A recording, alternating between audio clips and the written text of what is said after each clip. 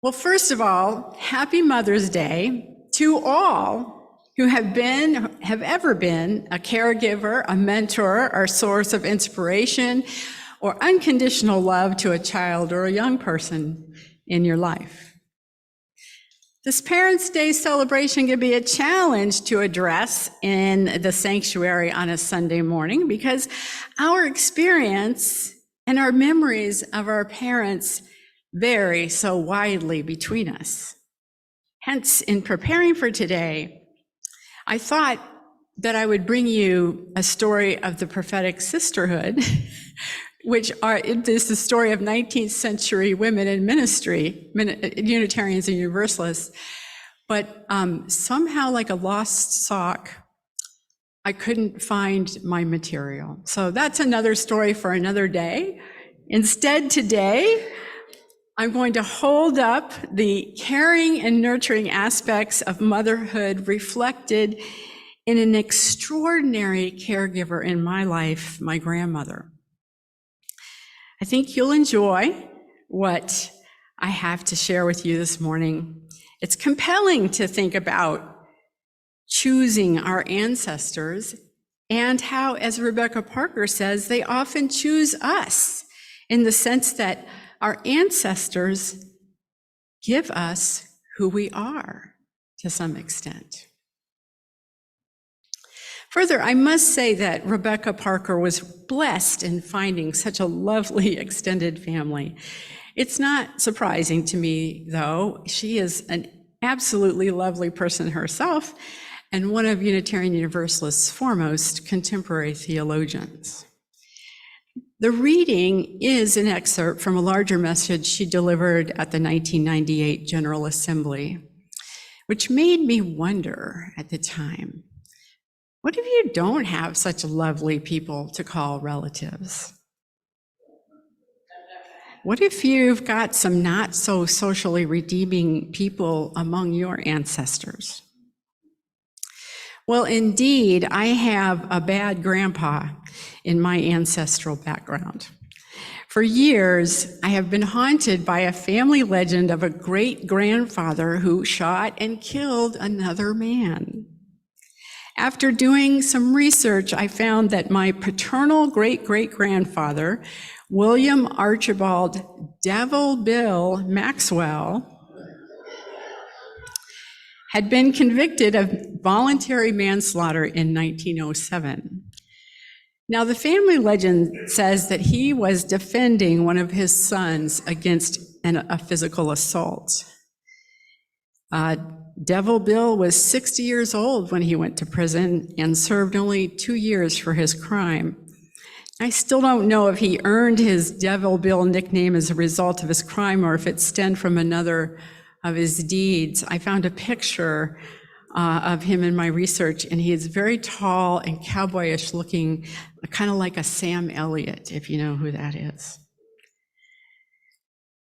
At finding out this family history, I found myself grappling with the fact that, there's a killer in my bloodline.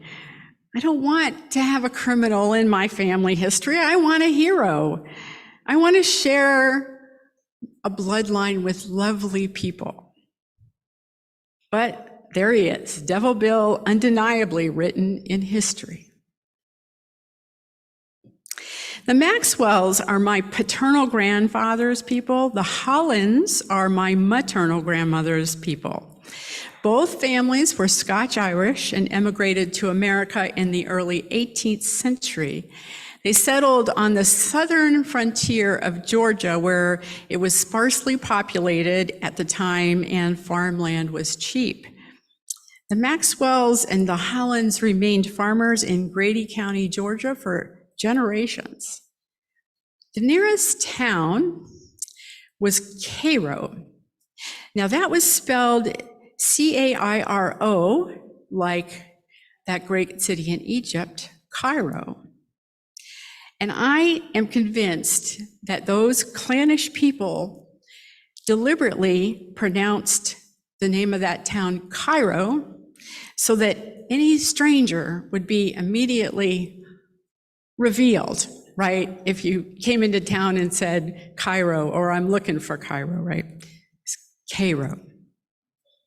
My mother's parents were one of the few Maxwell families who moved away from Georgia in 1930s to Plant City, Florida, just outside of Tampa, to become strawberry farmers. In any case, the Deep South runs deep in my bones. And while I'm intrigued with the story of Devil Bill, I choose to leave that dark side of my ancestry behind, and today I choose the light that was my maternal grandmother and her legacy of hospitality. My grandmother, Henrietta Holland, was born to James and Martha Holland in 1898. She was the oldest of 6 children. Both her parents died of the Spanish flu, one in 1918 and the other in 1920. So you see, for those younger folks, there was a pandemic that preceded COVID. Well, this left my grandmother and her next oldest sister to care for their 4 remaining siblings, ages 17, 14, 10, and 6. Henrietta was already married to my grandfather, William Robert Maxwell, and had her own 1-year-old son to care for.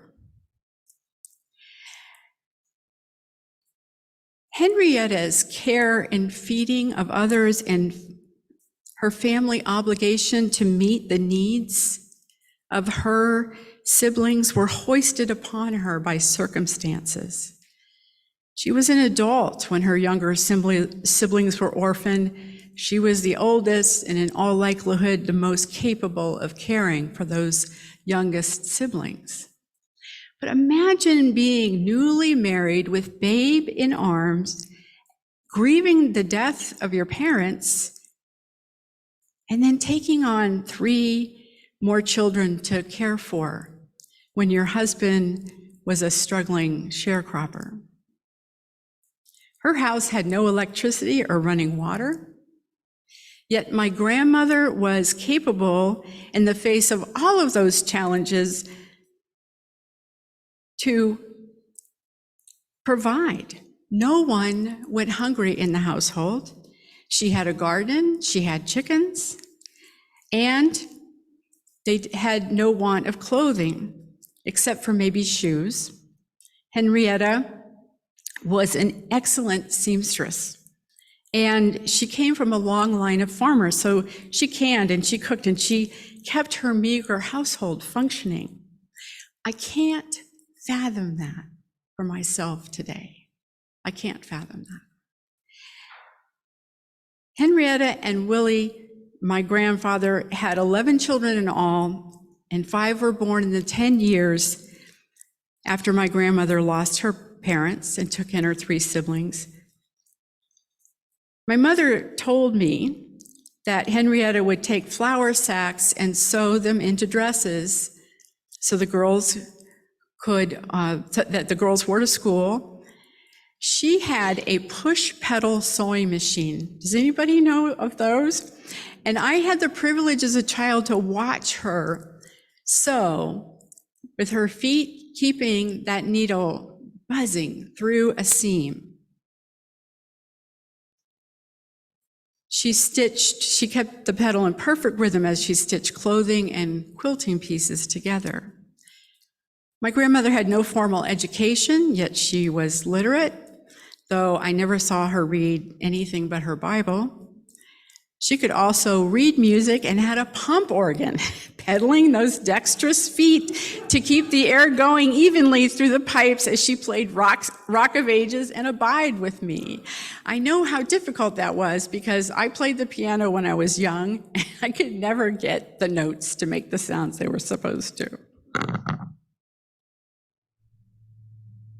There was no mistaking my grandmother's roots in the Deep South. Her lexicon included y'all, yonder, youngins, get, not get. She would yell at the grandkids when they played hide and seek in her garden. Y'all listen here, you youngins, get out from over there because you're gonna mess up my po beans. That's how she talked. These are the fond memories I have of my grandmother from the time I was 6 or 7, and all my cousins and I called her Granny Maxwell. By the 1960s, Willie and Henrietta had a modest home in Plant City, Florida, with modern conveniences. But just as she had for all her life, Granny was up at 4:30 in the morning, banging pots and audibly honking, blowing her nose because she was plagued with bad sinuses. And if you had the misfortune of sleeping in the living room as a guest, you were up whether you wanted to be or not. But by 6 a.m., no less than 10 serving dishes hit the table, laden with breakfast meats, eggs, biscuits, gravy, grits, toast, oatmeal, cereal, milk, coffee, and sweet tea. She ran a veritable bed and breakfast long before it became fashionable. After breakfast, all 4'9" of her would put on a wide-brimmed hat and head for her acre of garden where she tended pole beans, sweet corn, collards, turnips, tomatoes, strawberries, squash, onions, peas, depending on the season. When I lived in Atlanta, Georgia, I joined a community agriculture, a CSA, and I got some collard greens. And at first I was just going to dispense with them, but then I thought, no, I'm going to give it a try. You do have to boil them to death. But in that boiling, all of a sudden I was taken back to my grandmother's house. It smelled just like her house. So the dinners were fried chicken. Chicken was fried in lard, the collards were boiled with pork fat, the okra was stewed with tomatoes, the turnips mashed with tons of butter, the tea syrupy sweet, and dessert was always strawberry shortcake. Anytime there were guests in my grandmother's house, family and relatives for the most part, she insisted on feeding them in a big way. She was a nurturer. She didn't know or care about the sugar diabetes, as they called type 2 diabetes in those days.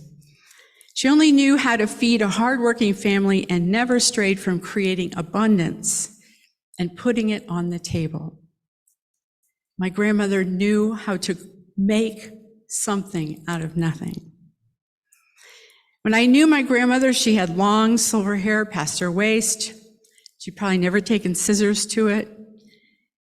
And when there were other cousins around, we used to fight over whose turn it was to brush Granny's hair. I loved braiding it. As she aged, her silver hair turned quite yellow, as well as her skin became quite sallow. Years after Granny died, one of my cousins told me that when she was staying at the house, she witnessed a phone conversation between Granny and someone on the phone. She had no idea who it was, but who wound up asking her, my grandmother, what race she was. My grandmother said, race? The caller said, yes, are you white, black? Granny, holding out her arm to inspect her aging skin, replied, well, I reckon I'm yellow. Yes'm, these days most folks would call me kind of yellow. Now we think that she was just trying to get this person off the phone, but I just love it that my grandmother didn't answer that question, that she had that answer. Henrietta was kind and loving, but she didn't have patience for anybody who wanted to waste her time. She had quilts to quilt and dresses to sew until she went to the hospital to die. She had gained a reputation as a fine seamstress in Plant City, and one of the few dressmakers who accepted African American women as customers. Remember, this is the Jim Crow era, which was still going strong in the South. And though some of my mother's siblings didn't like the idea of my grandmother providing a service to Black women, Henrietta paid no mind to her children's complaints. Because first, she went to church with many of her customers, and secondly, Henrietta was living out the values of the Jewish and Christian traditions of hospitality. If you needed a dress fitted or sewn, she would not turn you away. No more than Abraham would turn away strangers from his camp, no more than Jesus would turn his back on those in need. I believe my grandmother was an empathetic person, and she enjoyed a sense of accomplishment as a seamstress, and in a sense, a breadwinner. As I said, she could create something out of nothing, a bolt of cloth, a flour sack, scraps of material, and made beautiful quilts. Now, mind you, my Granny Maxwell was not a saint. As a devout Pentecostal, she would not hesitate to tell me today I was going to hell in a handbasket for being Unitarian Universalist, and she would be scandalized that I was a minister. She was known to be short-tempered and a little too free with a backhand to the cheek if you misbehaved, and that is the both and of the reality of life. Yet I choose to aspire to her personal and spiritual sense of nurturing hospitality. She truly cared for others and loved her family fiercely.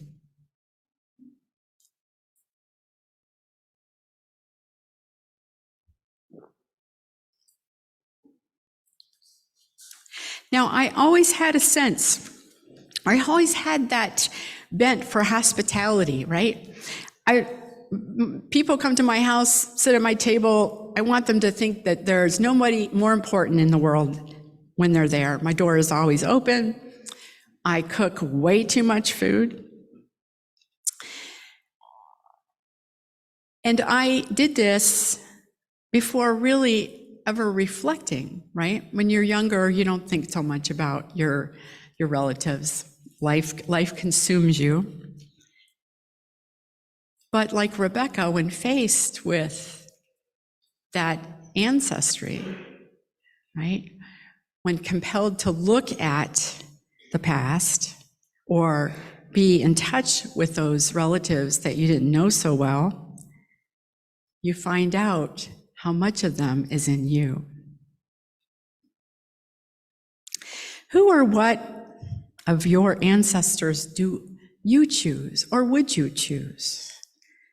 What are you in receipt of from your parents, grandparents, aunts, uncles, cousins? Yes, there's the resemblances and the traditions around food and holidays, but what about the larger values, the spiritual legacies? Rebecca Parker says, we receive who we are before we choose who we will become. Does that ring true for you? Have you examined how this might be true for you? Often we hear, you have your father's eyes, or you look just like your mother. But how often do we hear, you have your grandmother's green thumb, or your great aunt was a feminist in her day too? You have your great grandfather's way with words. I invite you to look for the intangibles, the spiritual values about you that you might be in receipt of from generations past. And I invite you to articulate what you find. Try them on and see how your worldview changes.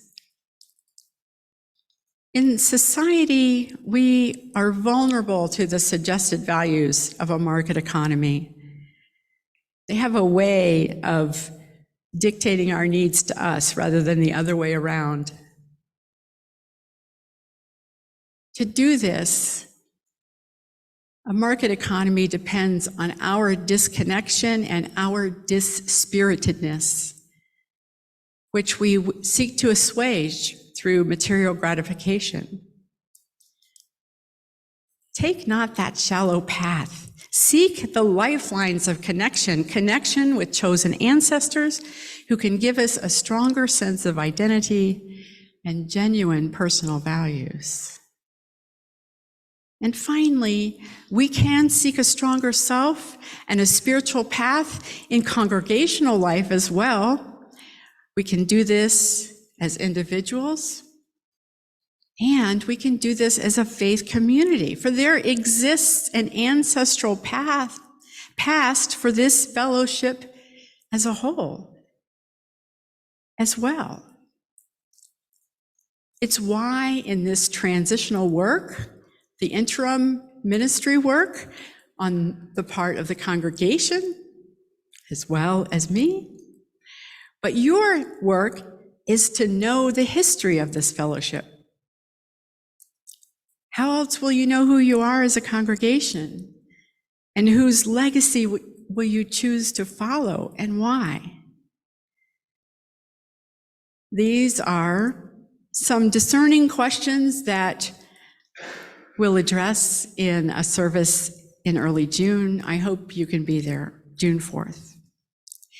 In the meantime, I hope you will enjoy this Mother's Day in a way that gives you joy, and perhaps in some way that puts a little love and care into this world. Be you mother, female, male, gender identity of your choosing. Put a little love and care into this world, and you are a Mother's Day celebrant. May it be so.